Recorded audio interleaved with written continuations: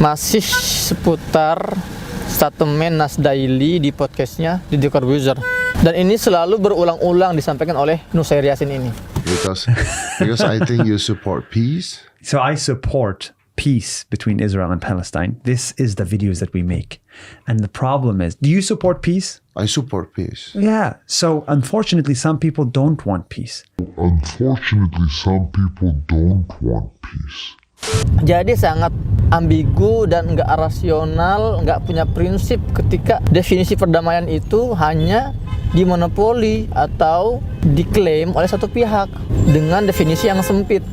Kalau kalian mau tetap tinggal di rumah-rumah kalian, kalian harus menerima ya kewarganegaraan Israel. Dan salah satunya adalah ayah ibunya Nas Daily itu. Assalamualaikum teman-teman. Kita akan lanjutin lagi pembahasan kita tentang informasi dasar Palestina yang wajib kita ketahui, kalian ketahui. Saya mengatakan 5 ya, sebetulnya banyak, cuman saya akan untuk tahap awal saya sampaikan 5 dulu. 2 poin sudah saya sampaikan di pertemuan sebelumnya tentang bahwa konflik di Palestina bukan konflik teritorial, tapi konflik eksistensi. Itu yang pertama. Yang kedua, konflik Palestina ini beda dengan, atau penjajahan di Palestina beda dengan penjajahan di belahan dunia lainnya. Sudah saya jelaskan di pertemuan sebelumnya bahwa penjajahan ini jauh lebih berbahaya dibandingkan penjajahan-penjajahan lainnya. Dan sambil sekarang saya mau survei ke lokasi pabrik Toren. Jadi kita ada program air bersih di Gaza, pengadaan air bersih. Kita akan bagi-bagi Toren, drum air minum. Dan sekarang kita akan langsung ke pabriknya untuk melihat bagaimana pembuatan Toren di sana. Kita akan lanjut ngobrol di dalam mobil. Lanjut. Baik. Fakta ketiga teman-teman adalah bahwa nggak pernah ada yang namanya niatan penjajah itu untuk berdamai. Artinya berbagai tawaran-tawaran perdamaian ketika mereka mengeluarkan statement-statement di beberapa panggung-panggung internasional dengan bahasa manisnya bahwa kami ingin berdamai, kami ingin hidup berdampingan, itu semua adalah hal semu. Karena memang kita jangan lupa sejarah lah. Saya akan bacakan kepada kalian semua beberapa statement-statement para petinggi Zionis Israel dan pandangan mereka terhadap perdamaian antara Palestina dan Israel. Tapi sebelumnya saya mau bahas dulu nih, masih seputar statement Nas Daily di podcastnya Deddy Corbuzier. Dan ini selalu berulang-ulang disampaikan oleh Nusair Yassin ini. Apa dia bilang gini? Kami hanya ingin berdamai. Kami hanya ingin berdamai. Lalu dia timpali dengan kata-kata, masalahnya ada orang-orang yang gak mau berdamai. Menurut saya ini adalah klaim sepihak yang berusaha untuk menggiring opini. Ada pihak-pihak yang nggak mau berdamai. Siapa pihak itu? Maksudnya warga Palestina. Maksudnya para pejuang kemerdekaan di Palestina. Mereka nggak mau berdamai, mereka maunya perang. Nggak ada sejarahnya. Kalaupun ada beberapa pihak di kalangan warga Palestina, mereka ingin berjuang, ya, melawan, merebut pembebasan, itu karena mereka ingin mendapatkan kedamaian di tanah mereka. Jadi sangat ambigu dan nggak rasional, nggak punya prinsip ketika definisi perdamaian itu hanya dimonopoli atau diklaim oleh satu pihak dengan definisi yang sempit, nggak logis. Damai yang dimaksud oleh Nas Daily yang di sini saya anggap sebagai juru bicaranya penjajah adalah damai yang menguntungkan pihak penjajah. Saya akan menggunakan analogi yang sederhana. Kenapa definisi perdamaian Nas Daily ini nggak logis? Jadi setelah wilayah Palestina direbut, dikuasai oleh penjajah, yang tadinya mereka hanya menguasai 6% wilayah Palestina, kemudian sekarang mereka menguasai 85% lebih wilayah Palestina. Itu sudah dikuasai oleh penjajah. Sementara warga lokal Palestina hanya menempati 15% atau kurang wilayah tanah mereka. Kemudian mayoritas warga Palestina juga diusir keluar wilayah Palestina, mengungsi, berharap bisa kembali. Nah kemudian disodorkanlah sebuah pilihan, yaitu perdamaian ala Barat, perdamaian ala Zionis. Apa pilihan itu? Udahlah, kita damai aja. Kalian boleh tinggal di Palestina, kalian warga lokal boleh tinggal di Palestina. Kita nggak akan intimidasi, tapi kalian tinggal di tempat-tempat yang sudah kami tentukan. Di sisi lain, kalian jangan melawan. Kami ingin tinggal di tempat-tempat yang sudah kami jarah. Ini kan gak logis, teman-teman. Perdamaian macam apa yang hadir dengan sebuah ide seperti ini? Buat kalian orang Indonesia yang setuju akan sistem perdamaian ini, jangan lupa sejarah dong. Indonesia pernah dijajah oleh Belanda, oleh Jepang. Kalau perdamaian seperti ini itu bisa diterapkan, ya nggak mungkin kita merdeka. Mungkin sekarang sebagian besar wilayah Indonesia sudah diisi oleh para penjajah-penjajah itu, gitu loh. Kalian orang Indonesia diusir, dijarah, dijajah oleh penjajah. Kemudian setelah penjajah menguasai sebagian besar tanah Indonesia, akhirnya mereka minta damai. Gimana damainya? Sebagian wilayah Indonesia dikuasai oleh penjajah, sementara warga lokal hanya tinggal di tempat-tempat yang mereka tentukan. Itu bukan perdamaian namanya. Jadi jangan mengklaim sepihak dong bahwa hanya kalianlah pihak-pihak yang mau berdamai, sementara banyak pihak yang nggak mau berdamai, maunya perang. Nggak ada seperti itu. Luruskan nih cara berpikirnya. Itu yang pertama. Saya juga baca di komentar postingan sebelumnya, ya mereka menganggap bahwa Nasdaili itu kan dia tidak bisa memilih tempat dia lahir. Dia lahir di Israel dan dia nggak bisa memilih. I think that's the biggest problem. That's the biggest problem. Yeah, it's the thing that I cannot control. Can you control where you are born? No, of course. Yeah, so what if I hate you because you have a passport that you cannot control? I think it makes no sense. So Ini bukan perkara pilih memilih atau dilahirkan di mana. Ini masalah sikap, ini masalah mental, ini masalah pemahaman. Jangan seolah-olah kalau misalnya saya terlahir di masa-masa pendudukan Belanda di Indonesia misalnya. Saya terlahir di Indonesia, tapi saat itu dikuasai oleh Belanda. Kemudian saya mengklaim, oh saya orang Belanda. Logis gak? Kalian misalnya, atau siapapun itulah, lahir di Indonesia di masa-masa Jepang menduduki Indonesia. Kemudian dengan bangga mengatakan saya lahir di Jepang, saya lahir sebagai warga Jepang, saya lahir sebagai warga penjajah. Nggak bisa seperti itu, teman-teman. Nggak, itu nggak logis juga.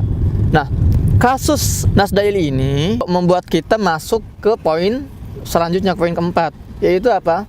Bahwa hari ini, kalian harus tahu hari ini Palestina itu terdiri dari 3 wilayah terpisah.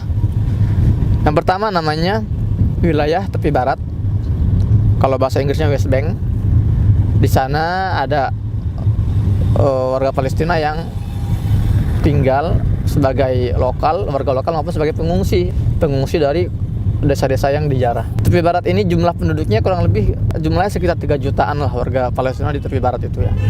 Kalau kalian misalnya ke Ramallah, kemudian ke Al-Khalil, kemudian ke Jenin, ya itu adalah wilayah tepi barat. Di tepi barat ada perangkat pemerintahan Palestina, ada kepolisian juga, cuman nggak ada tentara, nggak boleh ada tentara di sana. Dan tepi barat ini meskipun secara de jure, secara internasional itu wilayah Palestina, dikuasai wilayah Palestina, tapi secara de facto faktanya itu dikuasai penuh oleh Zionis Israel, tentara Israel. Wilayah kedua namanya jalur Gaza, tempat saya tinggal di sini nih. Gaza ini terpisah dengan tepi barat, jaraknya sekitar 60 km. Ya. Dan Gaza ini sempit, kecil, cuma 360 km persegi, nggak seperti tepi barat. Nah di Gaza ini secara de jure ini adalah wilayah jajahan Israel. Tapi secara de facto faktanya di Gaza ini nggak ada satupun batang hidung orang Israel di Gaza. Kenapa? Karena para tentara Zionis Israel itu sudah hengkang dari Gaza sejak tahun 2004-2005 karena mereka tidak kuat, tidak tahan melawan berbagai aksi perlawanan para umat Islam di Gaza. Nah, wilayah ketiga yang namanya itu Arodi Zamani Warba'in kalau bahasa Arabnya. Kalau bahasa kitanya itu adalah wilayah jajahan Israel. Nah, Di situ ada sekitar 2 juta lah warga Palestina yang tinggal di wilayah itu. Jadi ketika masa-masa penjarahan itu berlangsung, masa-masa pengusiran berlangsung, ada warga Palestina yang mereka menolak untuk keluar, ya, dan diberikan pilihan oleh Zionis sampai hari ini. Kalau kalian mau tetap tinggal di rumah-rumah kalian, gitu ya, kalian harus menerima, ya, kewarganegaraan Israel. Dan salah satunya adalah ayah ibunya Nasdaili itu. Makanya saya nggak menyalahkan warga Palestina yang punya paspor Israel, karena memang kalau itu karena kebutuhan mereka, karena mereka nggak ada pilihan lain, ya itu ujian buat mereka, ya. Dan itu banyak, ada 2 juta saya bilang warga Palestina keturunan Arab Palestina yang mereka akhirnya terpaksa untuk mengambil kewarganegaraan Israel. Tapi yang saya permasalahkan di sini, ketika Nasdaili ini tidak hanya pasrah, tidak hanya menerima Israel sebagai negara, tapi dia juga mempropagandakan kepada dunia bahwa Israel ini adalah negara yang adil, bahwa Israel juga perlu kebebasan, ya, perlu kedaulatan, bahwa Israel juga berhak terhadap tanah Palestina. Ini yang saya sesalkan. Dan ini hampir nggak ada yang membicarakan ini kecuali dia doang. Memang sengaja menjadi congornya penjajah. Ini yang jadi masalah saya. Saya nggak ada masalah pribadi dengan Nasdaili atau dengan orang-orang semacamnya. Tapi ketika mereka mempropagandakan hal itu, dan Indonesia lagi yang jadi ladang propagandanya, ini yang saya khawatirkan. Karena banyak sekali orang-orang awam Indonesia yang tadinya itu konsisten komitmen dalam Undang-Undang Dasar 45, pembukaan Undang-Undang Dasar 45, bahwa Indonesia anti kolonialisme, anti penjajahan, anti imperialisme, dan juga satu ideologi dengan para pendiri bangsa ini yang anti terhadap Israel. Kedatangan Nasdaili ini berusaha untuk mengubah pandangan itu. Dan ini banyak yang termakan. Inilah kenapa saya bersuara, gitu loh. Meskipun ada konsekuensinya. Fakta terakhir yang kelima, yaitu fakta bahwa Palestina pasti merdeka. Suka nggak suka, dengan tanpa kita, Palestina pasti merdeka. Suka nggak suka, dengan tanpa kita, Al-Aqsa, Masjid Al-Aqsa pasti terbebas. Ini bukan kata-kata saya. Ini janji Allah Subhanahu wa taala di dalam surat Al-Isra ayat ke-7. Antum bisa baca deh. Ntar kita akan adakan sesi khusus, kita membahas isu Masjidil Aqsa, konflik Masjidil Aqsa di Palestina dalam Al-Quran. Kita akan bahas Palestina, Masjidil Aqsa dalam Al-Quran. Ya, dalam Al-Isra dikatakan tuh. Ya, saya nggak akan bahas di sini karena terlalu panjang. Tapi yang pasti Palestina akan terbebas. Dan kebebasan itu di luar wewenang kita. Kita nggak bisa menahannya, kita nggak bisa membloknya, kita nggak bisa mengcancel. Ini pasti terjadi.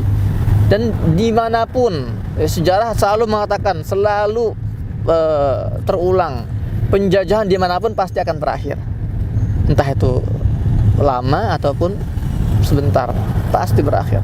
Termasuk penjajahan di Palestina. Dan pembebasan Palestina itu nggak bisa melalui filosofi manusia. Nggak bisa mengandalkan kekuatan dunia. Banyak yang ibu komentar juga nih, Palestina kapan sih merdekanya kalau teknologinya nggak bisa mengejar teknologi Israel misalnya. Nggak, kemerdekaan itu nggak ada kaitan dengan teknologi. Kemenangan itu nggak ada kaitan dengan jumlah pasukan. Umat Islam di awal-awal masa kenabian, ya, dan kekhilafahan itu mengalahkan ratusan ribu pasukan Romawi. Bayangkan, puluhan ribu umat Islam di masa Nabi Muhammad, di masa Umar bin Khattab, di masa Abu Bakar Siddiq, itu mengalahkan ratusan ribu pasukan Romawi, pasukan Persia, dengan teknologi militer mereka yang canggihnya luar biasa. Nggak mungkin dikejar oleh umat Islam saat itu, nggak mungkin. Tapi ya, umat Islam menang, gitu loh. Hikmahnya apa? Kemenangan itu tidak tergantung pada teknologi dan kekuatan militer, ya. Jadi kita nggak usah terlalu menggunakan logika kita, rasio kita, hawa nafsu kita dalam melihat isu Palestina. Ya, apalagi kita mengandalkan misalnya kekuatan Barat untuk menyelesaikan konflik Palestina. PBB, di mana sih PBB yang katanya sebagai polisi dunia? Amerika di mana sikapnya? Saya mau sampaikan kepada antum ya. PBB itu sudah berkali-kali mengeluarkan resolusi terkait isu di Palestina, konflik di Palestina.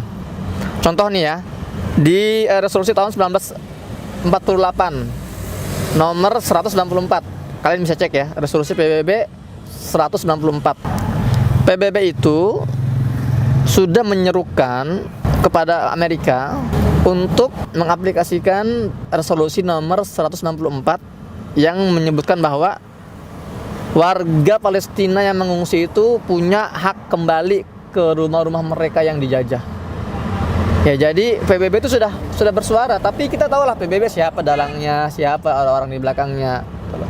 Mereka berkali-kali mengeluarkan resolusi, nggak ada yang ngaruh, nggak ada yang didengar oleh penjajah ini, gitu loh. Ya udah seperti, mohon maaf ya, seperti inilah buang angin lah, nggak ada ngaruhnya kepada mereka. Kemudian juga ini resolusi PBB nomor 3236 tahun 74, bagaimana PBB ini mengakui keputusan hak warga Palestina terhadap kepemilikan tanah mereka. Kemudian juga ada resolusi lainnya, banyak lah gitu loh, tahun 1975 juga. Kalian cek sendiri lah di Google ya, berbagai resolusi PBB terkait Palestina, nggak ada satupun yang digubris oleh penjajah. Itulah sikap dan peran PBB terhadap isu Palestina. Jadi kita nggak bisa mengandalkan itu, gitu loh. Nah, saya juga mau membahas tentang, tadi sudah saya sampaikan ya. Di sini saya ada bukunya Z.A. Maulani tentang Zionisme menaklukkan dunia. Ada beberapa statement dari para petinggi Zionis dalam beberapa wawancara.